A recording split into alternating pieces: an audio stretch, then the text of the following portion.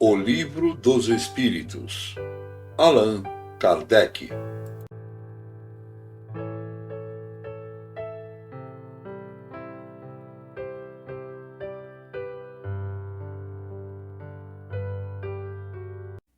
Livro segundo, Mundo Espírita ou dos Espíritos. Capítulo 2, Encarnação dos Espíritos. 3. Materialismo. 147. Por que os anatomistas, os fisiologistas em geral, os que se aprofundam nas ciências naturais, são frequentemente levados ao materialismo? O fisiologista refere tudo ao que vê. Orgulho dos homens, que tudo creem saber, não admitindo que alguma coisa possa ultrapassar o seu entendimento. Sua própria ciência os torna presunçosos. Pensam que a natureza nada lhes pode ocultar. 148.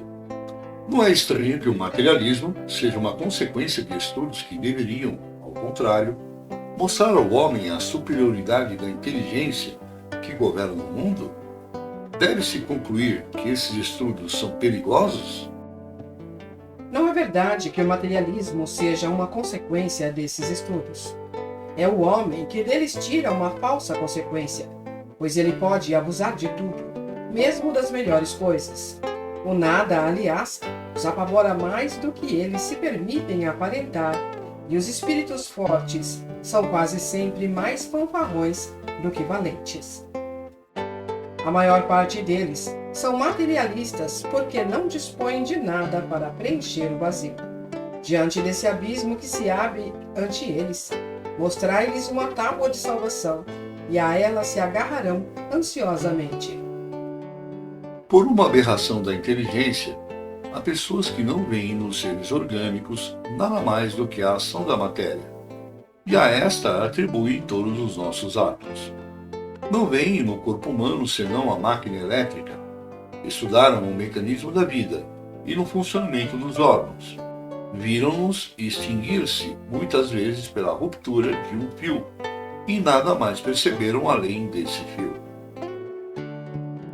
Procuraram descobrir o que restava, e como não encontraram mais do que a matéria inerte, não viram a alma escapar-se e nem puderam pegá-la. Concluíram que tudo estava nas propriedades da matéria e que, portanto, após a morte, o pensamento se reduz ao nada. Triste consequência, se assim fosse, porque então o bem e o mal não teriam sentido. O homem estaria certo ao não pensar senão em si mesmo e ao colocar acima de tudo a satisfação dos prazeres materiais. Os laços sociais estariam rompidos e os mais santos afetos destruídos para sempre. Felizmente, essas ideias estão longe de ser generalizadas. Pode-se mesmo dizer que estão muito circunscritas, não contribuindo mais do que opiniões individuais, porque em parte alguma foram erigidas em doutrina. Uma sociedade fundada sobre essas bases traria em si mesma os germes da dissolução e os seus membros se devorarem entre si como animais ferozes. O homem tem instintivamente a convicção de que tudo não se acaba, para ele, com a vida. Tem horror ao nada. É em vão que se obstina contra a ideia da vida futura. E quando chega o momento supremo, são poucos os que não perguntam o que deles vai ser, porque a ideia de deixar a vida para sempre tem qualquer coisa de pungente. Quem poderá, com efeito, encarar com indiferença uma separação absoluta e eterna de tudo o que ama?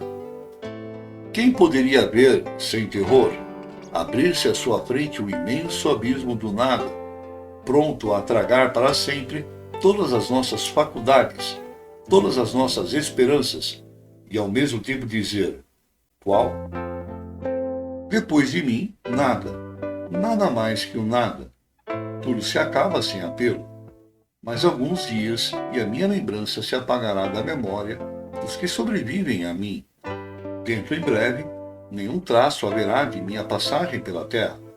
O próprio bem que eu fiz será esquecido pelos ingratos a quem servi, e nada para compensar tudo isso nenhuma perspectiva a não ser a do meu corpo devorado pelos vermes.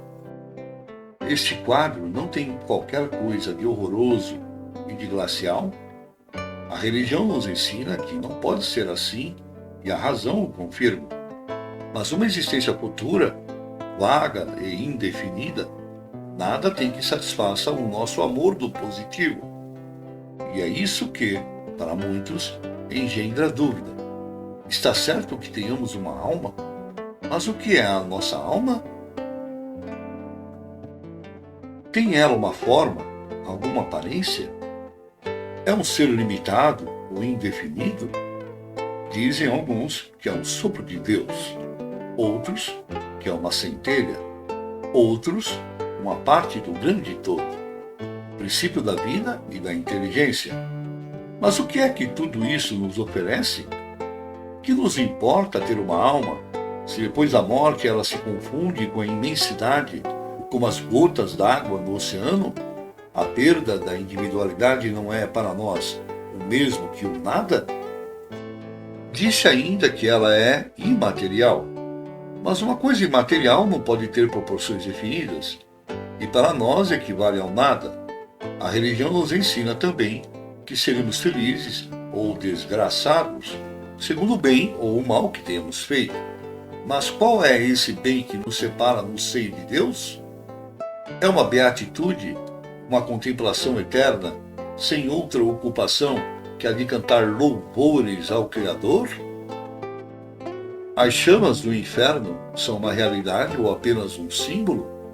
A própria Igreja as compreende nesse último sentido. Mas então, que sofrimentos são esses? Onde se encontra o lugar do suplício?